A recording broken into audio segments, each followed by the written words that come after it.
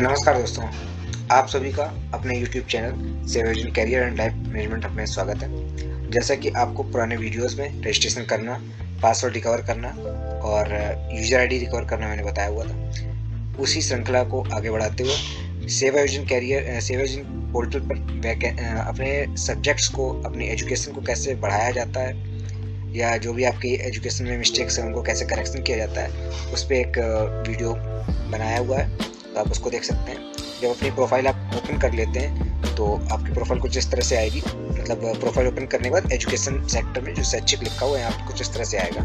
तो आपको जब कोई नई शैक्षिक योग्यता बढ़ानी होती है, जो भी होती है, जैसे इसमें तो high school, inter, BSc, DElEd और ट्रिपल सी पढ़ा हुआ है। मान लीजिए आपको कुछ और बढ़ाना है, पोस्ट ग्रेजुएशन बढ़ाना है, तो आप यहाँ से चूज कर सकते हैं शिक्षा का उच्चतम स्तर जो भी हो आपका, उसको चूज कर लीजिए। उसके बाद मान के चलिए इनका स्नातक ही है, तो इसके बाद आपको कुछ बढ़ाना है, तो इस जो ये आपको टिक दिख रहा है, इस जगह पे टिक करना कंपलसरी है। अगर आप इसको टिक करते हैं, जैसे ही आप इसको टिक करते हैं, टिक करने के बाद आप नई शैक्षिक योग्यता जोड़ते हैं, तो आपकी नई शैक्षिक योग्यता बहुत आसानी से जुड़ जाएगी। उसको जुड़ने के बाद यहाँ सुरक्षित करें।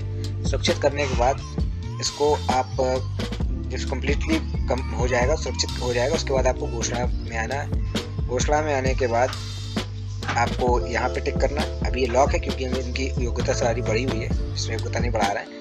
आप यहाँ पे टिक करेंगे, उसके बाद यहाँ आपको सबमिट करने का ऑप्शन आएगा, तो वहाँ आप सबमिट करेंगे। आपकी कंप्लीटली जो भी योग्यता होगी वो कंप्लीट होगी। अगर आप इसमें कोई करेक्शन करना चाहते हैं तो आप शैक्षिक योग्यता को देखेंगे। इसमें आप जो भी आप शैक्षिक योग्यता, तो एक एजुकेशन आप बढ़ाएंगे जो भी आपको बढ़ानी है, उसके बाद आप लॉग आउट कर दीजिए। लॉग आउट करने के बाद आप फिर उसके बाद यहाँ पे आपको करेक्शन का ऑप्शन ओपन हो जाएगा। करेक्शन का ऑप्शन ओपन हो जाएगा जब लॉग आउट के बाद आप दोबारा लॉगिन करके देखेंगे तो करेक्शन का ऑप्शन ओपन हो जाएगा, उसके बाद करेक्शन आप कर सकते हैं। उसी तरह से इसमें आप देखिए इनकी प्रोफाइल पे कार्य अनुभव जो पड़ा हुआ है, एक्सपीरियंस, वो नील है। किसी भी तरह का कोई कार्य अनुभव नहीं पड़ा है।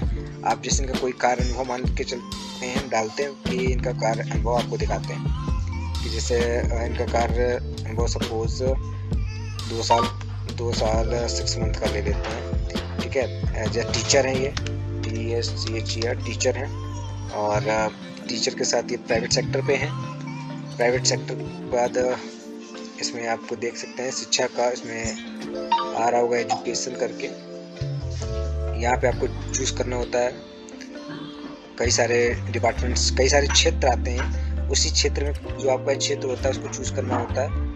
आप देखिए क्या इनका क्षेत्र टीचर से संबंधित आएगा, शिक्षा या अध्यापन, शिक्षा, शिक्षण, प्रशिक्षण, ये ले लेते हैं, ठीक है। इसके बाद आप चयन में आएंगे, यहाँ प्राइवेट डालेंगे, यहाँ आप कंपनी का नाम डालेंगे, जैसे इनका SVM है, ठीक है, सरस्वती विद्या मंदिर है। इनका पद का नाम टीचर आ जाएगा। यहाँ जो भी टीचिंग करती हैं, कार्य की प्रगति इनकी फुल टाइम आएगी। जब इन्होंने ज्वाइन किया था शायद 2023 में, यहाँ 23 आ जाएगा। जो त्यागने का, अगर नौकरी छोड़ लें तो जो रीजन होगा वो रीजन डालेंगे।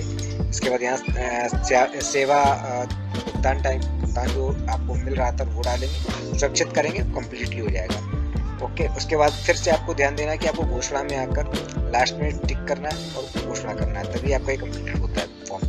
अगर आप घोषणा नहीं करते हैं तो सेवा योजना विभाग तक वो आपको वेरिफिकेशन के लिए नहीं पहुंचेगा फॉर्म। ओके।